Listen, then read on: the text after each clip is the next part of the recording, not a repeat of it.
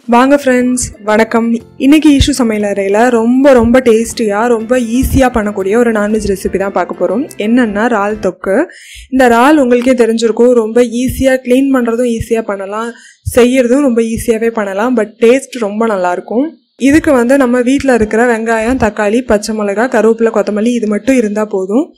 இந்த இறால் தொக்கை ரொம்ப ஈஸியாக பண்ணிடலாம். நீங்கள் இப்போ தான் புதுசாக சமைக்க கற்றுக்குறீங்க அப்படின்னா நீங்கள் இந்த நான்வெஜ் ரெசிபியை தாராளமாக பயப்படாமல் ட்ரை பண்ணி பார்க்கலாம். ஸோ நான் இன்றைக்கி எடுத்துகிட்டு இருக்க இறாலோட அளவு பார்த்தீங்கன்னா 1/2 கிலோ எடுத்திருக்கேன். 2 பேருக்கு 1/2 கிலோ ரொம்ப தாராளமாக இருக்கும். இது என்னடா இவ்வளோ மஞ்சளாக இருக்குன்னு பார்க்குறீங்கல்ல, இந்த இறாலில் இருக்கிற ஒரு பெரிய ப்ராப்ளம் என்னென்னா, இதில் இருக்கிற அந்த கவிச்சி ஸ்மெல் ரொம்ப நிறைய வரும்.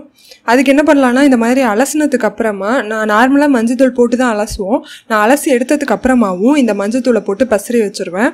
நீங்கள் ஃப்ரிட்ஜில் வைக்கிறதுனாலும் இந்த மாதிரி வெறுமனே மஞ்சத்தூளை மட்டும் போட்டு பசறி வச்சுட்டிங்கன்னா போதும். இல்லைனா நீங்கள் தயிர் சேர்த்து கூட அலசிக்கலாம். நான் மஞ்சத்தூள் தான் யூஸ் பண்ணுவேன். ஸோ அதனால் நல்லா மஞ்சத்தூளை பசறி வச்சுருக்கேன். நான் சமைக்கிறதுக்கு முன்னாடி ஒரு டைம் இதை நல்லா வாஷ் பண்ணிப்பேன். சரி வாங்க, இன்றைக்கி எப்படி இந்த இறால் தொக்கு செய்யலாம் அப்படின்னு பார்க்கலாம். அதுக்கு முன்னாடி நீங்கள் இன்னும் நம்ம சேனலை சப்ஸ்கிரைப் பண்ணலைன்னா சப்ஸ்கிரைப் பண்ணிவிடுங்க. பக்கத்தில் இருக்கிற பெல் பட்டனை தட்டி விட்டிங்கன்னா நான் புதுசாக வீடியோஸ் அப்லோட் பண்ணும்போது உங்களுக்கு நோட்டிஃபிகேஷன்ஸ் வரும்.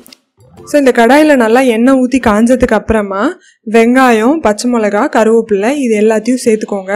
சேர்த்துட்டு நல்லா வதக்கணும். நான் இது கூட உப்பும் சேர்த்துக்கிட்டேன், ஒரு 1/2 ஸ்பூனு. இந்த ஸ்பூன் எந்த அளவு பார்த்தீங்கன்னா இது அளவு. ஸோ இதை சேர்த்துட்டு வெங்காயம் கொஞ்சம் கலர் மாறினதுக்கு அப்புறமா தக்காளியை சேர்த்துக்கலாம். இந்த வெங்காயமும் தக்காளியும் நீங்கள் பெருசாக கட் பண்ணிங்கன்னா கூட பிரச்சனை கிடையாது. இதில் நல்லா வதங்கணும். வெங்காயமும் தக்காளியும் எந்த அளவுக்கு வதக்குறோமோ எல்லா ரெசிபிலையுமே அது நல்ல டேஸ்ட் கொடுக்கும்.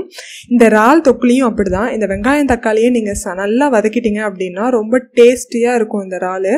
இதில் இஞ்சி பூண்டு அந்த பேஸ்ட் எதுவுமே சேர்க்க போகிறது கிடையாது. எங்கள் பக்கத்தில் எங்கள் வீட்டில் இருக்கிற எல்லாருமே இந்த மாதிரி தான் செய்வாங்க. இஞ்சி பூண்டு பேஸ்ட் நாங்கள் மோஸ்ட்லி இந்த மாதிரி ரெசிபீஸில் சேர்க்க மாட்டோம்.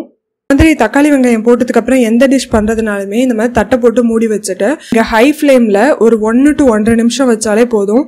நல்லா தக்காளி மசிஞ்சிரும். தக்காளி மசிஞ்சதுக்கப்புறமா இதில் மஞ்சத்தூள், மிளகாத்தூள், தனியாத்தூள், அப்புறம் பெருஞ்சீரகத்தூள், அதாவது சோம்புத்தூள் அப்படின்னு சொல்லுவோம், அது போட்டுக்கலாம். ஸோ இன்றைக்கி நான் இந்த மாதிரி தனித்தனியாக போட்டுட்ருக்கேன்.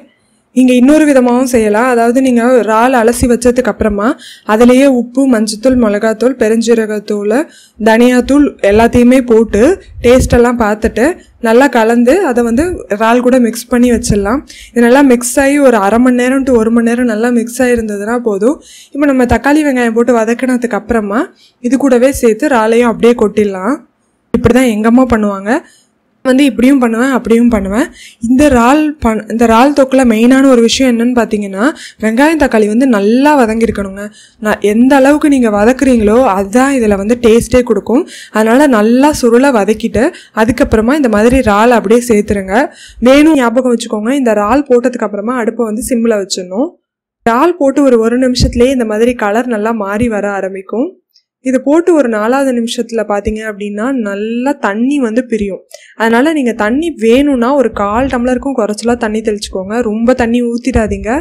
இறாலில் தண்ணி நல்லா பிரிய ஆரம்பிக்கும். தண்ணியிலேயே இறால் நல்லா வெந்துடும். அதே மாதிரி இன்னொரு முக்கியமான விஷயம், இறால் போட்டு 10 to 15 நிமிஷம் தான் அடுப்பில் இருக்கணும். அதுக்கு மேலே அடுப்பில் வச்சிடாதீங்க. நீங்கள் நல்லா வேகட்டும் அப்படின்னு வச்சுட்டிங்கன்னு வச்சுக்கோங்களேன், இறால் அப்படியே ஒரு ரப்பர் மாதிரி ஆகிடும். இந்த இறாலில் இருக்கிற ஒரு ப்ராப்ளமே அதுதான். அது நம்மளே நினச்சாலும் ரொம்ப அதிக நேரம் நம்மளை வேலை வாங்காது. ஸோ அந்த ரெசிபிக்கு நீங்கள் சின்ன வெங்காயம் சேர்த்திங்கன்னா ரொம்பவே டேஸ்டியாக இருக்கும். நான் எனக்கு உங்களுக்கு பெரிய வெங்காயம் வச்சு தான் சொல்லி காமிச்சிருக்கேன். சின்ன வெங்காயம் இல்லைன்னா பெரிய வெங்காயமும் சேர்த்துக்கலாம். டேஸ்ட் பெருசாக டிஃப்ரென்ஸ் இருக்காது. பட் சின்ன வெங்காயம் போட்டால் நல்ல டேஸ்டியாக இருக்கும். இதுதான் நம்மளோட ரெசிபி தயாராகிடுச்சு. ஸோ இன்றைக்கி லஞ்ச் பார்த்திங்கன்னா நாங்கள் வெறும் ஒயிட் ரைஸு, தயிர் சாதம் கூடவே இறால் தொக்கை எடுத்துகிட்டு போகிறோம். இந்த ஒயிட் ரைஸ் கூட இறால் தொக்கை நல்லா மிக்ஸ் பண்ணி சாப்பிட்டோன்னா ரொம்ப டேஸ்டியாக இருக்கும். தயிர் சாதம், ரசம் சாதத்துக்கும் இது பயங்கர டேஸ்ட்டு, செம்ம காம்பினேஷனாக இருக்கும்.